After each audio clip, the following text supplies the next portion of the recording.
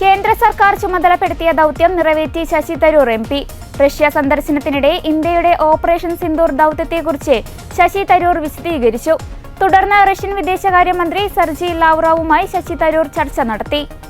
Russian വിദേശകാര്യ സമിതി chairman Constantine കൊസാഷേവുമായും Tharoor ചർച്ച നടത്തി.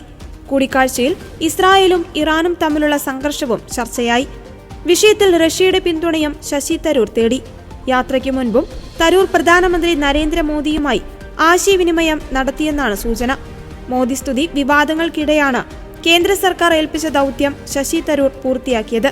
ശശി തരൂരിനെതിരെ നിലപാട് കടുപ്പിച്ചും പരിഹസിച്ചും കോൺഗ്രസ് ഹൈക്കമാൻഡ് ഇന്നലെ രംഗത്തെത്തിയിരുന്നു. തരൂരിന്റെ ഇംഗ്ലീഷ് തനിക്ക് മനസ്സിലാകാത്തതുകൊണ്ട് മോദി സ്തുതിയുള്ള ലേഖനം വായിച്ചിട്ടില്ലെന്നാണ് കോൺഗ്രസ് അധ്യക്ഷൻ മല്ലികാർജുൻ ഖാർഗെ പരിഹസിച്ചത്.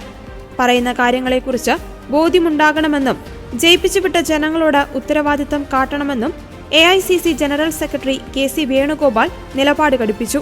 ഹൈക്കമാൻഡ് നിലപാട് കടുപ്പിക്കുമ്പോൾ പറക്കാൻ ആരോടും അനുവാദം ചോദിക്കരുതെന്നും ആകാശം ആരുടേതുമല്ലെന്നുമെഴുതിയ പക്ഷിയുടെ ചിത്രം സമൂഹമാധ്യമ പേജിൽ പങ്കുവെച്ചുകൊണ്ട് തരൂർ ഒളിയം പെയ്തിരുന്നു. മോദി സ്തുതിയുമായി എഴുതിയ ലേഖനത്തിൽ തരൂരിനെതിരെ നടപടി ഉണ്ടാകുമോ എന്ന ചോദ്യത്തോട് തരൂരിനെ പരിഹസിച്ചുകൊണ്ട് മല്ലികാർജുൻ ഖാർഗെ മറുപടി നൽകിയത്. തരൂരിന്റെ ലേഖനം വായിച്ച് തലപുണ്ണാക്കാനില്ല.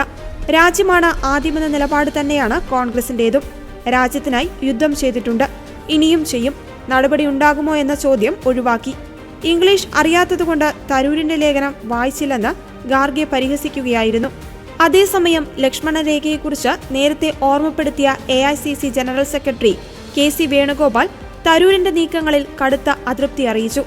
നേതൃത്വത്തിന്റെ പ്രതികരണത്തിന് പിന്നാലെയാണ് സമൂഹമാധ്യമ പേജിൽ പക്ഷിയുടെ ചിത്രമുള്ള കുറിപ്പ് തരൂർ പങ്കുവച്ചത്.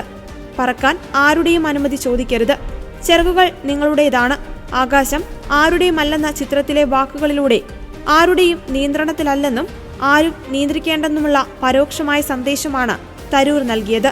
BJPയിലേക്കില്ലെന്ന് വ്യക്തമാക്കിയെങ്കിലും പാർട്ടിക്ക് വഴങ്ങി നിൽക്കാൻ ഉദ്ദേശിക്കുന്നില്ലെന്ന് കൂടി പറഞ്ഞു വെക്കുകയായിരുന്നു തരൂർ.